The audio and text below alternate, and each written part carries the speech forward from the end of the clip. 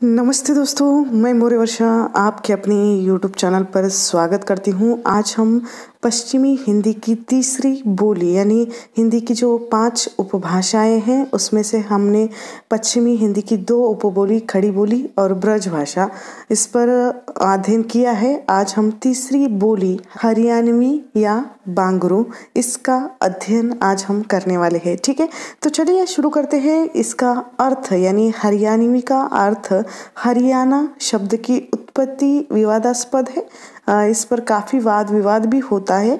Hari plus यान यानी कृष्ण यान इधर से ही द्वारका गया था और हरि प्लस अरण्य यानी हरावन तथा अहिर प्लस आना यानी राजपुताना तेलंगाना की तरह ये शब्द आया हुआ है या उससे संबंधित है आदि कई मत यहाँ पर दिए गए हैं। यानी पहले ही पंक्ति में ये कहा गया है कि हरियाणा शब्द की उत्पत्ति विवादास्पद है।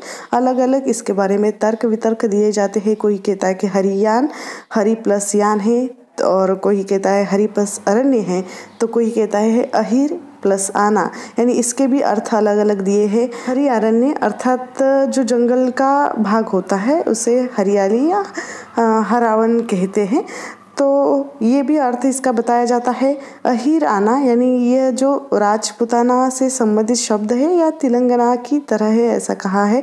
काफ़ी वाद विवाद है इससे संबंधी। एक अर्थ इसका कोई भी सर्वमत से नहीं दिया गया है। आदि कई मत दिए गए हैं किंतु कोई भी सर्वमान्य नहीं है। और इसका एक नाम बांगरू यह भी है। हरियाणवी को ही बांगरू यह भी कहा जाता है, यानी इसी उपबोली का ये दूसरा नाम है बांगरू। तो आपको ये याद रखना है। इस उपबोली या इस जो भाषा का उद्भव हुआ है हरियाणी का विकास उत्तरी शोर शनि अपभ्रंश के पश्चिमी रूप से हुआ है, जिसमें खड़ी बोली अहिरवाटी मारवाड़ी पंजाबी से घिरी इस बोली को कुछ लोग खोदी बोली का पंजाबी से प्रभावित रूप मानते हैं। खोदी बोली, यहाँ दूसरा एक शब्द प्रयोग किया है, ये भी आपको याद रखना है क्योंकि एक आध बार परीक्षा में पूछा जा सकता है कि हरियाणवी जो शोर शनि अपभ्रंश से उत्पन्न हुई है या उसका उद्भव हुआ है, लेकिन उसका और एक नाम क्या हो सकता है, तो खोदी बोली का पंजाबी से ये प्रभावित नाम है हरियाणवी या बांगरू। इस तरह कहा जाता है क्योंकि खड़ी बोली अहिरवाटी और मारवाड़ी पंजाबी से ये विकसित हुई हुई भाषा या बोली है।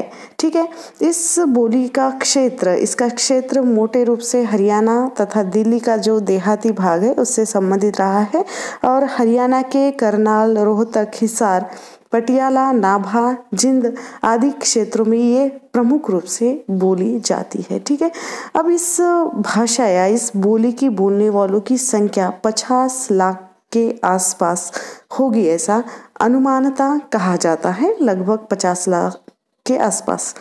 इस बोली का साहित्य यानी हरियाणवी में केवल लोक साहित्य मिलता है और ज़्यादातर इसमें साहित्य नहीं मिलता, जिसका कुछ अंश मुद्रित भी है ऐसा कहा जाता है, लेकिन पक्के तौर पर हरियाणवी में साहित्य ज़्यादा नहीं मिलता, कुछ कम लोक साहित्य इसमें मिलता है। ठीक है, विशेषता अब इस बोली के सर्वनाम इसके स्वरूप को स्पष्ट करते हैं, यानी इसके सर्वनाम अलग है। देखिए, मन्ने तन्ने ओ यो या कौन कुन के को ही क्या कहा जाता है आदि।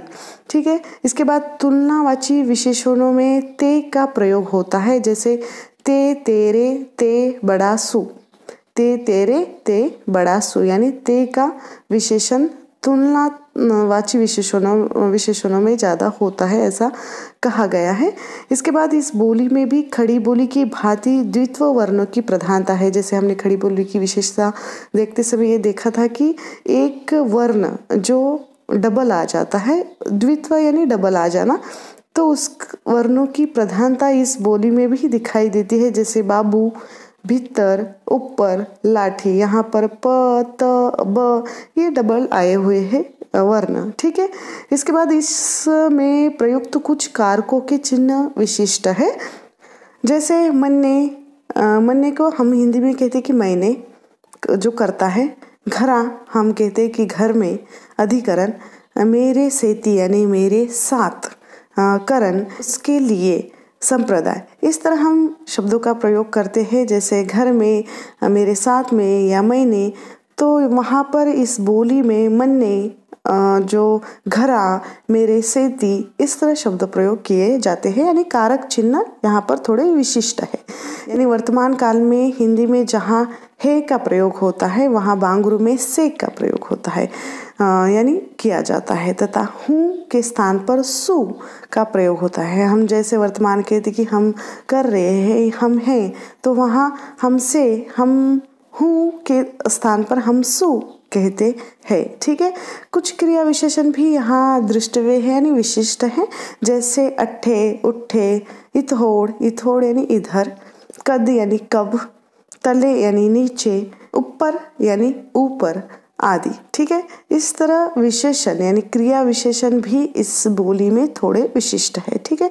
तो ये हरियाणवी या बांगरू बोली से संबंधित संक्षिप्त में संपूर्ण जानकारी आप लोगों को कैसे लगी मुझे कमेंट करके ज़रूर बताना है। ठीक है। अब परीक्षा की तिथि आ चुकी है और अभी आपको परीक्षा की तैयारी में जुट जाना है। लगभग मुझे लगता है कि मैंने नेट के पाठ्यक्रम पर 400 तक वीडियो बनाए हैं।